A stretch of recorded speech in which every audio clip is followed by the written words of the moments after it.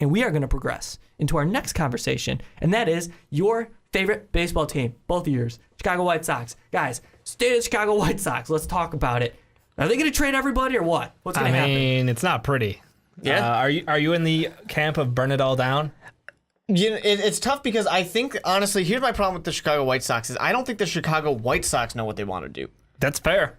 I think, and it's kind of been proven last year where they were like, yeah, we're not really going to start the rebuild, but we're not really going to sign a bunch of free agents either. The hope of Chris Sale carrying a bunch of questionable, past their prime, possibly players. I mean, it's a mixed bag. We don't really. You're right. The direction of the team is kind of lacking. Yeah. And I feel like we're almost like hurting Chris Sale just by keeping him here. And I know he's the guy who everybody is talking about. Is he going to get traded? Is he going to get dealt? Fuck the Cubs. He's not going there. But wait, no, maybe we'll trade him to the Cubs. Changed our minds. Yeah, that's interesting. That's interesting. And with the White Sox, their philosophy over the last few seasons has been, okay, we have top of the level rotation people who can carry us through a playoff run if we get there. We just have to get there. So let's construct a team of makeshift free agents and trade acquisitions. It makes it interesting to watch. And it makes it interesting. It gives fans a legitimate reason to watch starting in December, really, and January with the winter meetings. It's like, oh, we're interested in the Chicago White Sox because what? They're the bottom 6 team in terms of attendance. Oh, yeah, we're awful. We're notoriously awful. Yeah, nobody cares. So it's like you have to make an effort to put a solid product on the field, but then the half in, half out kind of philosophy is putting you in a hole, and we see that now. So you have guys like Chris Sale, Jose Quintana, Carlos Rodon, and then you're stuck with James Shields, which was, now we say, is an ill-advised trade that they made in mid-season. Then you have guys like Todd Frazier and Jose Abreu, who might be expendable. And you have Melky Cabrera in left field, who may be expendable. So Final who's year a of his staple contract. on this team? Is Right. it? Do you Tim have Anderson? Tim Adam Anderson, Eaton, I think. probably. Yeah. Yeah. It's just the thing is, I don't think I don't want to say that they're not going to be able to take advantage of Chris Sale. Oh, they're going to. But I think they kind of have to move him because this team, yes, the farm system is getting better for Chicago, the Chicago White Sox. It's still not great. No, we're still not in the top 10 of farms. It is developing and getting better, but it's like it's not. It needs more. You need I think more part of the development salt out of is there. the fact that we're in the same city as the Cubs, who we watched rebuild. I know. Yeah. I start the rebuild at the era of the new GM when they started being like, hey, 3 years, 2011. Thank you, and that was it. And they went and they have one of the best farm systems in the MLB. They have one of the youngest, most talented rosters. They made smart moves. We're seeing those success right across the city. And we're over here watching average, mediocre, getting worse. And, what do we got to do for it? I mean, I think that should add some pressure on the White Sox to build up their farms. I know you said they're progressing, but we've got very valuable players right now who can change the game for teams and help them win a playoff series.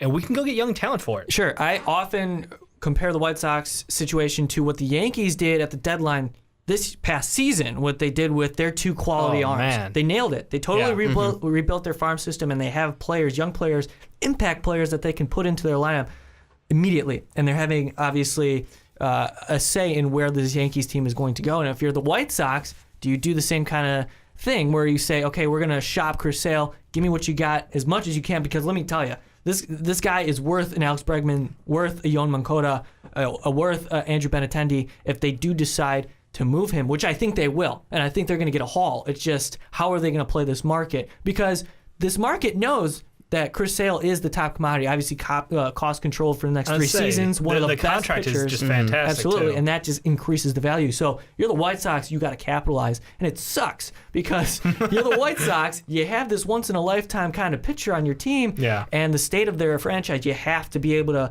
to rebuild in a sense that it can happen in 1 or 2 seasons if you make the right decisions this offseason. So it's going to be huge, and I think if you maneuver it the right way, because you have position players that you can move, say like a Todd Frazier, and it looks like Brett Lawrie might not even come back. They might decide to non-tender him.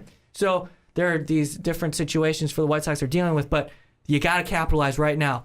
Would you want to see them trade both Sale and Quintana or just one? That is tough. I asked that question because you look past, unless they get a guy in return immediately that can fill a rotation, who's going to fill the rotation for next season? I trust Quintana as our one, even though he's not a true one in my John mind Lester. still. I mean, honestly, he's good though, and that's the thing. He's been continually good, and it's a shame of we can't score runs for him since forever. I think since he started here. And then you mentioned the problem is we have Rodon, and then we fall off a cliff. Yeah. There's our rotation. You had to rely on James Fields. At one point, we're going to get rid of Sale, yes, and we'll go get young talent. On the other end, we still need to go out and pay some money for somebody. Somebody needs to finish out this rotation. So I don't know. The free agent class is blah. Exactly. You need to invest in Jason Hamill, I think a big thing for the White Sox to think about, which kind of goes in the face of let's sell it all and let's restart, is the fact that the AL Central's not that strong. No. It's not that strong. I think the Indians are going to run the table for years. Probably, but that's the unfortunate thing too, is the Cleveland Indians aren't even... I mean, yeah, they did just go to the World Series, but it's not like they are untouchable. No, they shut down teams at the right time. Exactly. So for the Chicago White Sox, it's like, man, if you were just a little bit better, you could take this division. You could do it, but if you sell, but we've been you're at that point missing for out. how long? It's true, but you are missing out on this key time where it's really just Chris Sale's value will never go get a little bit better than right Cleveland. Right. All you gotta do is get a little bit better than Cleveland, but I don't think. Which is easier they to can do. That's what I guess my question. I know I'm not the man over here, but my question is it easier to get better than Cleveland, or is it easier to just wash your hands and go fresh and say, hey, 4 years from now we're going to compete for a championship? Let me counter that with this question: who would you buy? And that's as a jersey, who would you buy right now? And let me ask you this: who excites you on the White Sox? It's young players. It's Adam Eaton. It's Tim Anderson. It's Tyler Saladino. It's those guys. Yeah. And I feel like if you're the Chicago White Sox, you just say forget it, right?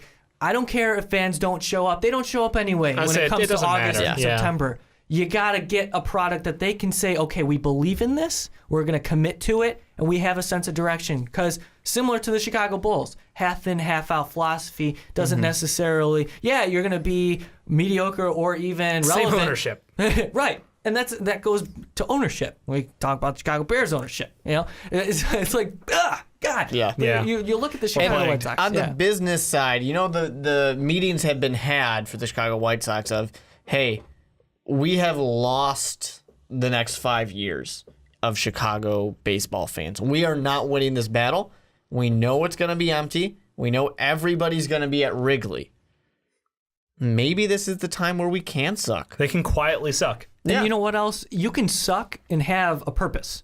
Yeah, for sure. Because as long as you have quality players on the field, especially if they're young players, there's a reason to be optimistic. But right now, when you have guys like Todd Frazier, Melky Cabrera, literally your roster, and it just doesn't make sense. You had two old catchers filling the position all season long until Adrian Nieto kind of emerged, and then you have you draft a guy in Zach Collins. That's somebody to be excited about. Zach Birdie as well, power pitcher, and Carson Fulmer. We saw maybe he was rushed a little bit to the big leagues. Another young arm. Matt Davidson, guys.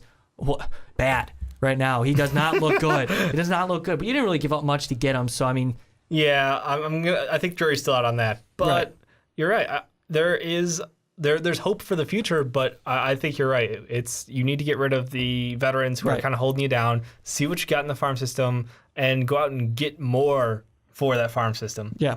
You have guys like Jacob May in the system. Lots of speed, lots of contact, high-rated prospect there in Chicago. They're optimistic about him. And right now, like I said, just like the Yankees, they can rebuild, boom, in a year or two. That's the power of what Chris Sale can bring in value. Are you kidding me? Because I look at the Astros guys right now, and I just have some sort of funny feeling. I mean, they just match up so well, especially the way they've been so aggressive this offseason already to this point. If the Astros go out and make a move for Chris Sale, boom, they could be the favorites in that AL West. And all of a sudden, that's scary. Yeah. You get a guy like Alex Bregman. It's a total game changer. He's your third baseman of the future. And you have Bregman, Anderson, and then Saladino at second, and then you still have Abreu at first. All of a sudden, it's like, whoa, that looks pretty solid. You know what I mean? Your left side of the infield's young. You have a ton of power there, and if Abreu can correct himself back to and I'll tell you what, Jose Abreu awful start to the season. His family came over, and then all of a sudden he picked it back up. If you look at his final stat line, you don't realize, wow, he actually had a pretty solid season, but it totally discounts the first 3 months of the year. So, I mean, overall, I mean, you still have pieces, like I said. So you can rebuild. You can rebuild in a year or two. It doesn't take, like, Chicago Bears' sake, obviously different sports. The Bears are going to take Thankfully, forever. there's only 9 guys in the field right now. And with the White Sox right now, with the value they can get from Sale, they can make it happen. Even guys with Robertson, they can make it happen. So, very excited. And I'm so happy that the CBA was tentatively agreed upon, because I'm looking forward to what they're the main story of this offseason. They're going to be the main focus throughout because of the the value that there's none, right? In the pitching market, pretty much none. So Chris Sale's the prize. Sox are in the driver's seat. We'll see what they do. Guys, it's been a pleasure. I really appreciate you both coming on. This has been. Thanks for letting us come on here and speak, man. Oh, it's a pleasure. I swear. And I love that everything was just kind of started from watching the Chicago Bears, and then like, it was just a chain of discussion needs to happen. Yeah. And you know what, guys? It's the first time that we've been together as a group. Me, you, I say you, Dave and Mark, together on Behind the Pen.